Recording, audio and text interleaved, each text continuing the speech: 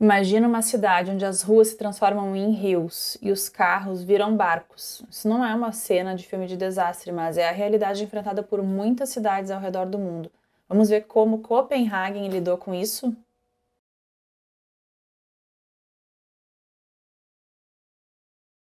No dia 2 de julho de 2011, Copenhagen parecia uma cena de filme. Quando a gente vê essas imagens, a gente vê que a cidade lidou, né, com um evento bastante extemporâneo, né, e era um temporal que pode acontecer uma vez a cada 1000 anos na cidade. Muitas pessoas que trabalharam nessa realidade aqui, né, que acabaram trabalhando no sistema, adoeceram depois, e isso é um problema que a gente ainda pode ver do que está acontecendo aqui, né?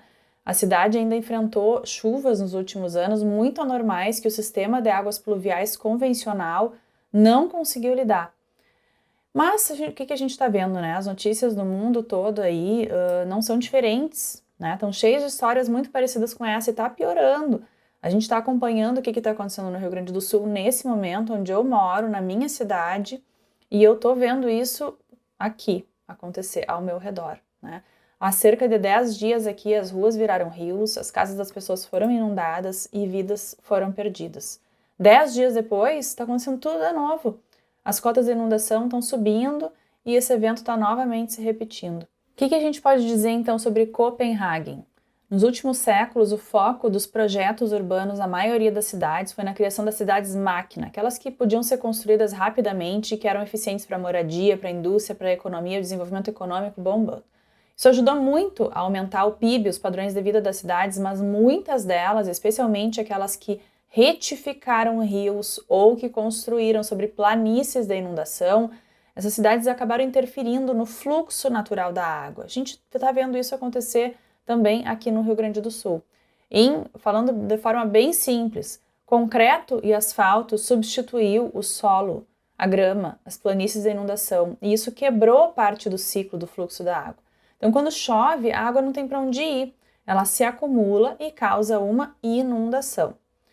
Então, aqui em Copenhagen, né, está se tentando introduzir esse conceito da cidade esponja, que tenta integrar prédios, edificações, espaços verdes e estradas de volta para esse ciclo das cidades, né? Imagina se as cidades pudessem absorver, armazenar e liberar água da chuva, assim como acontece na natureza.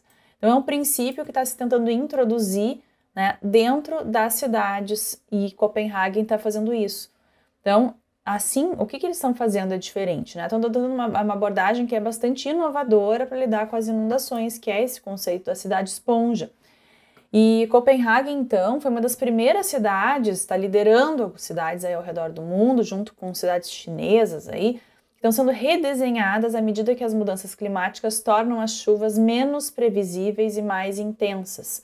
Alguns planos que Copenhagen está introduzindo aqui são bem corajosos, bem ousados, coisas que as pessoas podem reagir, né, assim, transformar um parque, projetar um parque que é feito já para alagar. Assim, a gente vai gastar dinheiro público para fazer um parque que vai alagar, que a gente sabe que vai alagar, sim, é isso que Copenhagen está fazendo. Então, conhecendo esses projetos, né, que estão sendo desenvolvidos aqui, parques, telhados verdes, sistemas de drenagem inteligentes que ajudam a absorver e armazenar a água da chuva. Foi criado um plano de gestão de cloudburst, foi isso assim que foi chamado, por uma pessoa que é responsável, não sei se falar, né, Jan Rasmussen, né? Ele conta que no dia que a cidade ficou inundada, lá em 2011, foi um verdadeiro despertar para as pessoas. E os políticos decidiram naquele momento que realmente tem uma necessidade de retirar a água da cidade, de forma muito rápida. E os políticos então pediram um plano de como fazer isso de maneira inteligente. A ideia dele, ele conta ali que eles podiam expandir o sistema de esgoto ou fazer, né, isso de forma mais inteligente, como lidar com a chuva na superfície e ao mesmo tempo lidar com a sinergia, com o desejo de ter uma cidade mais verde, com mais biodiversidade, com mais locais de encontro. Então, a equipe do Jean, né, trabalhou para transformar a cidade num componente verde de gestão, que foi o que aconteceu, né, na cidade. a análise que foi feita, a água invadindo ali as zonas urbanas, e o plano que foi desenvolvido, né, para tornar a cidade como um componente verde, para o controle da inundação invisível à primeira vista. A cidade não pode parecer um lago, né, quando alaga, quando chove. A cidade tem que funcionar, mas a cidade verde que vai ter outros benefícios além de tornar a cidade à prova de chuva, né? Então, se chover bastante, a cidade também ia funcionar como um lago, né? Ou esses lugares da cidade também iam funcionar como um grande lago. Então, ele diz que sim, né? E que se a água continuar vindo lá das áreas que estão mais impermeabilizadas da estrada, vão ter outros lagos, e aqui tem como se fosse um corte disso, né? Que vão funcionando como se fossem patamares, né? E que no final estão conectados com o mar. Então, esses pequenos lagos conectados, ó, estão sendo construídos por toda a cidade. E a ideia é conter a água da chuva. Mas não são pequenos lagos, alguns são grandes, né? Como esses aqui que a gente está vendo. E a ideia, ó, o parque fica assim, né? Mas a ideia, ó, que isso aqui é uma capacidade de retenção muito grande, e aqui é uma área que pode inundar. Então, já está previsto isso, né? Quando for inundado. Choveu, vai alagar, vai inundar, e tem uma grande capacidade de absorção de água nesse momento, né? Além disso, as ruas também estão sendo pensadas para isso, os telhados das casas estão sendo pensados para isso, né? Então, tem várias estratégias.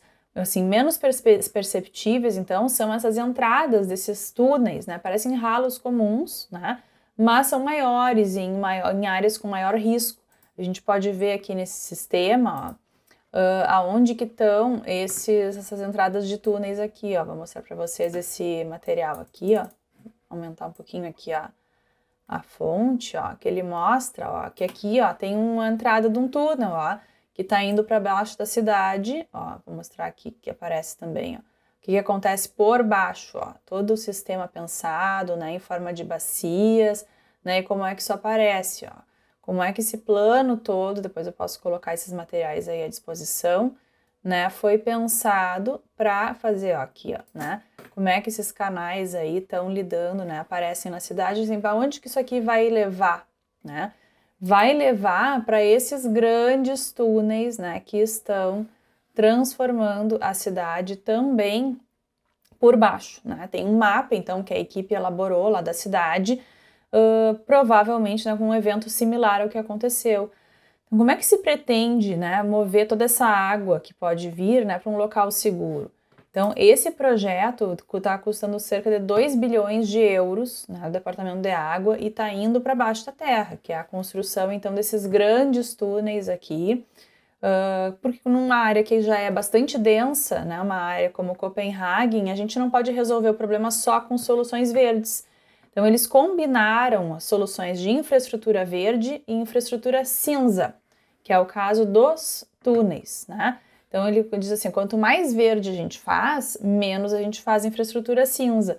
Mas no caso de Copenhagen, foi necessário trazer as duas soluções, né? Então, tem o gerenciamento da água da chuva, né? E tem também os túneis que são subterrâneos. Essas redes têm 3 metros de diâmetro e se estendem por 18 quilômetros pela cidade, né? Esses túneis vão levar a água dos lagos, dos telhados para o porto, mas eles servem também para outras funções no resto do ano. Então, quando não chove tanto, a água também pode ser armazenada aqui e liberada de forma mais lenta, né, no porto de Copenhagen. Isso mantém a qualidade da água sob controle, e as pessoas podem, inclusive, nadar no porto, no sistema de drenagem, né? Os túneis, eles entram em ação numa tempestade. Se tiver uma chuva muito pesada, onde começa a ter inundações nas ruas, pode se abrir e transportar toda a água aí através da estação de bombeamento para o porto, e aí simplesmente as ruas ficam sem água, né? E também se cria, né, quando começa a encher o túnel demais, um alerta de tempestade, né? E aí as pessoas começam a perceber, né, que aquilo já virou um evento de grande magnitude, porque a ideia é tirar a água das ruas. Esse modelo, né, também se encaixa na cidade esponja, que está sendo adotada em várias cidades do mundo. Eu falei das cidades da China, Pequim, Mumbai. Essas lições que são aprendidas com esse tipo de projetos podem ajudar outras cidades, assim como a gente está vendo aqui nas cidades do nosso Rio Grande do Sul, a se prepararem, né, para as mudanças climáticas e para eventos similares. Então, essa ideia, né, de medir o quanto esponjosa, né, a cidade pode ser, porque nem toda cidade tem tanto espaço livre ou está muito próxima da costa, algumas cidades são mais densas, outras ainda estão sendo desenvolvidas. Então, a gente tem que decidir que quantidade de chuva, porque sempre vai ter uma chuva maior e sempre tem uma probabilidade, uma previsão de mudança climática, mas a gente tem que pensar com que frequência que isso vai acontecer. Sempre vai ter uma chuva que pode ser ainda maior, então a gente nunca vai estar protegido 100%, mas esse sistema de Copenhagen foi pensado para oferecer uma proteção, uma probabilidade que, assim, a gente está disposto com esse sistema, a gente sabe que a gente vai perder X. Então, o investimento inicial, a gente está pensando quanto vai custar para promover, né, o que o Rio Grande do Sul vai precisar daqui para frente. A gente está falando muito nisso, né? O investimento dos projetos vai ser comparado com o risco da perda. E esse é o tamanho do investimento que está sendo feito em Copenhagen. Eles estão lidando com o risco da perda de X. Aqui, a gente vai ter outros desafios, que a gente vai ter que reconstruir algumas partes da cidade. Mas isso pode soar como um pragmatismo, né? Porque Copenhagen está implementando o seu plano de gestão de Cloudburst há mais de 10 anos. Outras cidades estão observando esse plano, calculando o custo de investir agora para reduzir a perda e os danos que as mudanças climáticas provavelmente vão trazer ao redor do mundo. Isso se chama prevenção e é bem diferente do que a gente está fazendo aqui. À medida que a gente está enfrentando, né, desafios climáticos cada vez maiores, a transformação das nossas cidades em esponjas pode ser, sim, uma das chaves. Tá? Não estou dizendo que isso vai resolver o nosso problema aqui, mas pode ser um caminho para a gente ter um futuro mais sustentável e mais resiliente. Então, eu desejo que, conhecendo o exemplo de Copenhagen, a gente consiga pensar em melhores projetos. Até a próxima!